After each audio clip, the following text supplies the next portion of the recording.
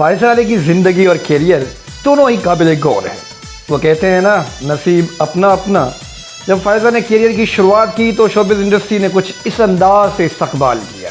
پھر کیا تھا، جیسے ہی ہواؤں نے اس لہر کو خوشبوؤں کی طرح پھیلایا تو زمانہ فائزہ فائزہ کہنے لگا، اور کامیابیوں نے اپنا رخ فائزہ کی جانب کر دیا۔ اگر آپ خوبصورت ہوں تو آپ کی آواز بھی پسند آنا شروع ہو جاتی ہے۔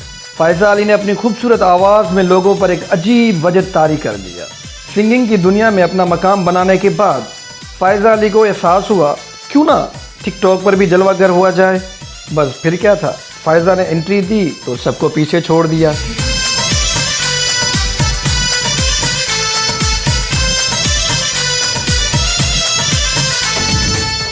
انتظار میں کھڑے لاکھوں چاہنے والوں نے جب شادی کی بات سنی تو ان کی ایک ہی صدا تھی، اب تیرے بن جی لیں گے ہم، زہر زندگی کا پی لیں گے ہم۔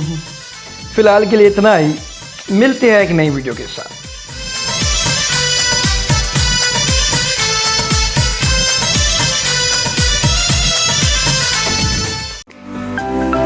To watch more videos, please subscribe to our channel and click the bell icon.